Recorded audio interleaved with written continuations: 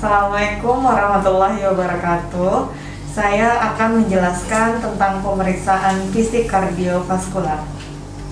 Assalamualaikum Pak. Iya dokter. Perkenalkan, saya Dr. Atika. Nama Bapak siapa? Pak Ari dokter. Oh, Pak Ari. Baiklah Pak Ari, kita akan melakukan pemeriksaan. Silahkan Bapak berbaring di meja pemeriksaan Pak. Baik dokter. Baiklah, pemeriksaan ini, pemeriksa harus berada di sebelah kanan pasien. Kita melihat dari sisi dada dan dari sisi kaki pasien. Yang pertama kita akan lihat secara keseluruhan, apakah ada tampak kulit pasien pucat ataupun kuning. Kemudian kita bisa lihat dari leher pasien apakah tampak benjolan. Di dada pasien apakah kita bisa lihat simetris atau tidaknya.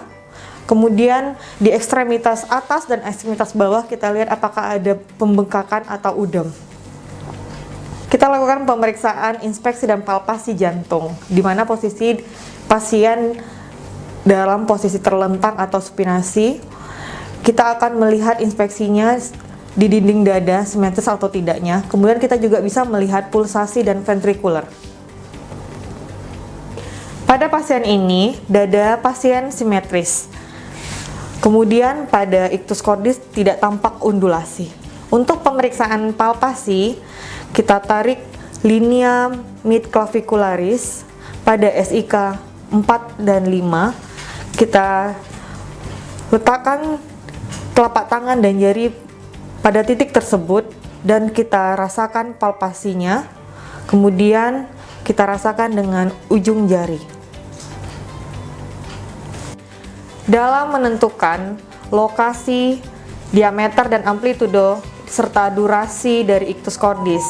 Untuk pasien ini, lokasi ictus cordisnya tidak teraba. Jika pasien yang tidak teraba ictus cordisnya, kita minta penderita untuk miring ke kiri. Untuk diameter ictus cordis yang normal itu sekitar 1 sampai 2 cm. Kemudian kalau untuk amplitudo yang normalnya hanya seperti tepukan ringan.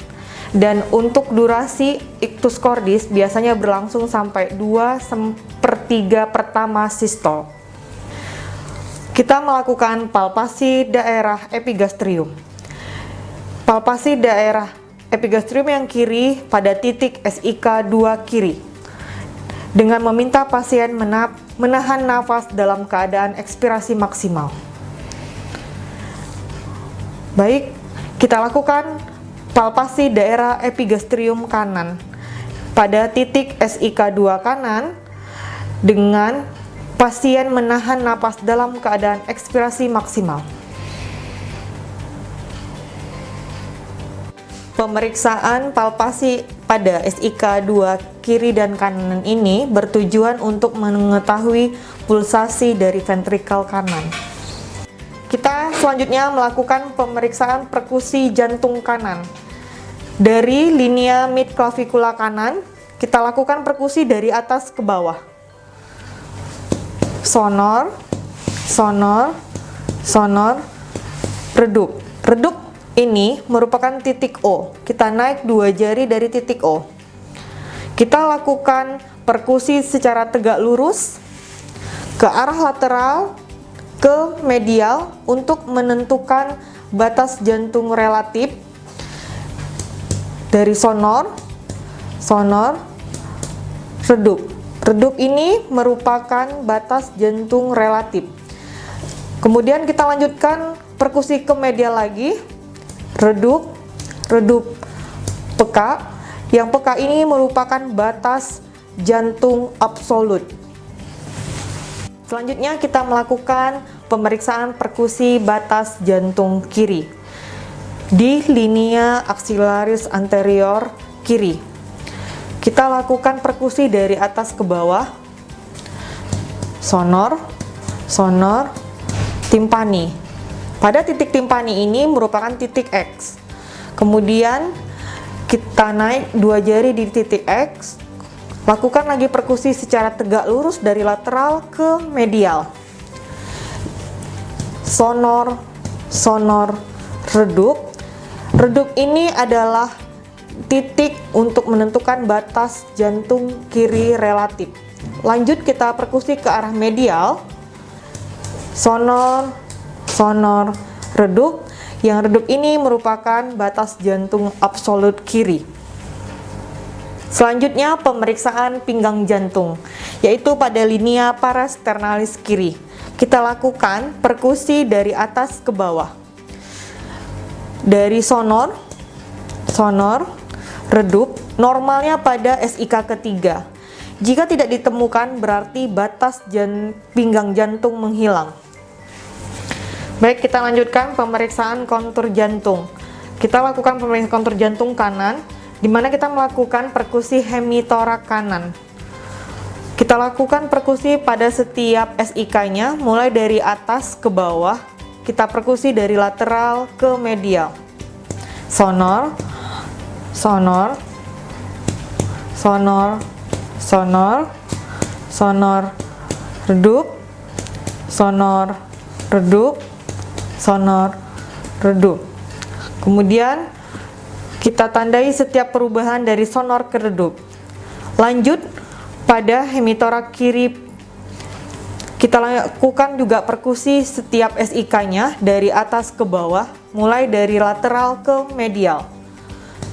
Sonor, sonor, sonor, sonor, sonor, redup, sonor, redup, sonor, redup.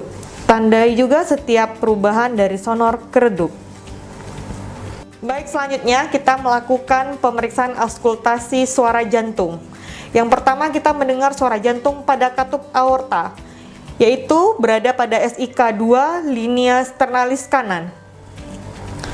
Kemudian suara jantung pada katup pulmonal, yaitu pada SIK 2 linea sternalis kiri.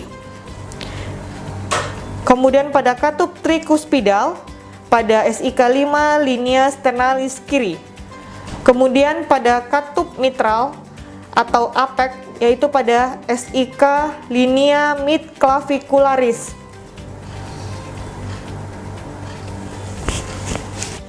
Untuk mendengarkan daerah prekordial, kita bisa menggunakan sisi diafragma. Kemudian untuk mendengarkan daerah apek, kita bisa menggunakan sisi bel. Dan juga kita juga bisa mengenal suara jantung 1 dan jantung 2.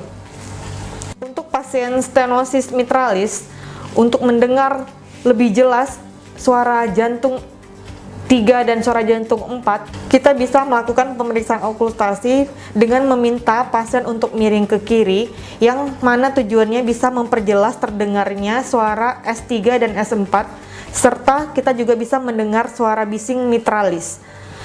Kemudian kita juga bisa meminta pasien untuk duduk atau sedikit membungkuk ke depan untuk mendengar suara bising aorta. Sekian pemeriksaan kardiovaskular. Terima kasih. Assalamualaikum warahmatullahi wabarakatuh. Saya akan menunjukkan bagaimana cara pemeriksaan vena jugularis. Sebelum melakukan pemeriksaan, kita harus tetap mengikuti protokol kesehatan, yaitu mencuci tangan dan memakai sarung tangan. Dan itu sudah saya lakukan sebelumnya. Sekarang sudah saya memakai sarung tangan. Melakukan pemeriksaan tekanan vena jugularis, yaitu yang pertama yang paling penting adalah posisi pasien. Posisi pasien dalam keadaan berbaring, dan posisinya yaitu dalam bentuk 30 atau sampai 45 derajat. Setelah itu, pasien dalam keadaan berbaring kemudian dilakukan penolehan ke sebelah kiri, sehingga membuat otot sternomastoidisnya dalam keadaan rileks. Kemudian kita melihat secara inspeksi, lihat vena jugularisnya apakah nampak apa tidak. Dan kita lihat pada pasien ini tidak terlalu tampak adanya vena jugularis. Kemudian kita melakukan pengukuran vena jugularis, yaitu dengan cara melakukan tekanan pada proksimal vena jugularis, yaitu di daerah clavicula.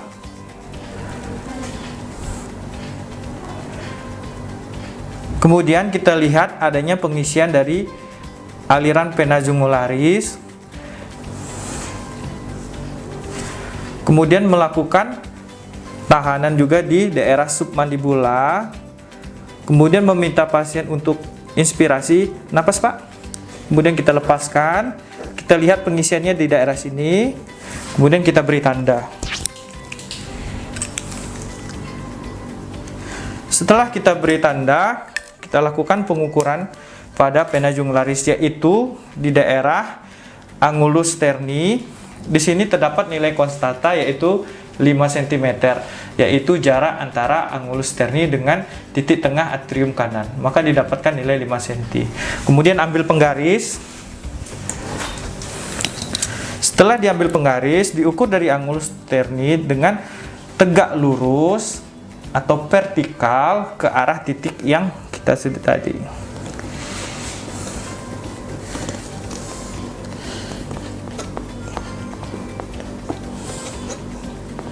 Oke.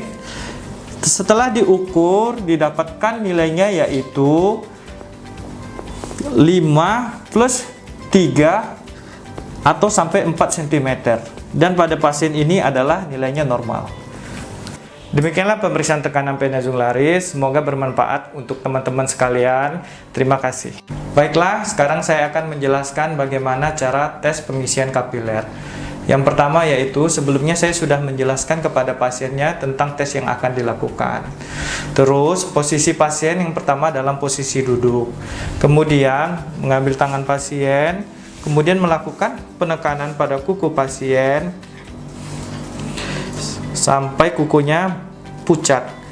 Setelah nampak pucat kuku pasien, kemudian dilakukan pelepasan. Kita lihat pengisiannya. Nilai normalnya adalah kurang dari 2 detik.